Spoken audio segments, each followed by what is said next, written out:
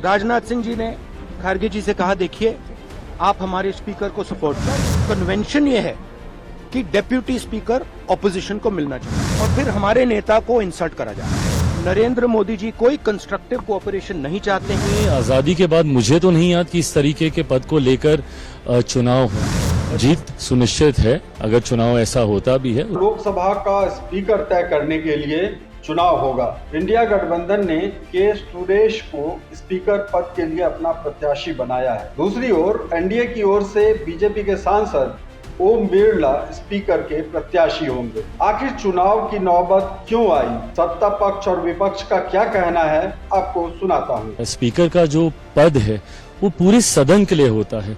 ऐसे में आजादी के बाद मुझे तो नहीं याद कि इस तरीके के पद को लेकर चुनाव हो, पर जिस तरीके से विपक्ष की इस बार भूमिका रही है और शर्तों के साथ जिस तरीके से विपक्ष सामने आया है कि आप डिप्टी स्पीकर के पद पर सहमति कीजिए, जबकि हम सब लोग उसके लिए चर्चा के लिए तैयार थे, पर उसके बावजूद शर्त रखना, उस पर अड़ना और इस तरीके से अपनी भूमिका को निभाना मुझे नहीं लगता कि उचित है। जीत सुनिश्चित है अगर चुनाव ऐसा होता भी है, उसमें कहीं कोई शंका की बात नहीं है। ऑपोजिशन, पूरी ऑपोजिशन ने कहा है, हमने सब के सब से बात की है, पूरे ऑपोजिशन ने कहा है कि हम स्पीकर को सपोर्ट करेंगे, मगर कन्वेंशन ये है कि डेप्यूटी स्पीकर ऑपोजिशन को मिलना चाहिए। राजनाथ सिंह जी ने कल शाम कहा था कि वो खारगे जी को कॉल रिटर्न करेंगे।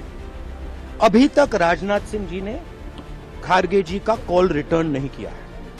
तो मोदी जी कह रहे हैं कंस्ट्रक्टिव कोऑपरेशन हो और फिर हमारे नेता को इंसल्ट करा जा रहा है। तो नियत साफ नहीं है। नरेंद्र मोदी जी कोई कंस्ट्रक्टिव कोऑपरेशन नहीं चाहते हैं, क्योंकि कन्वेंशन है कि डेप्यूटी स्पीकर ऑपोजिशन का होना चाहिए और हमने कहा है, पूरे ऑपोजिशन ने कहा है कि अगर कन्वेंशन फॉलो किया जाएगा तो पूरा समर्थन स्पीकर के इलेक्शन में हम देंगे। विपक्ष की मांग यही थी कि उपाध्यक्ष विपक्ष का हो। जो हमारी राय पार्टी की है वो है कि उपाध्यक्ष विपक्ष का हो। सत्ता पक्ष और विपक्ष के बीच आम सहमति नहीं बनने के कारण स्पीकर पद के लिए चुनाव होगा, यानी 18वीं लोकसभा के स्पीकर का चुनाव बुधवार को होगा।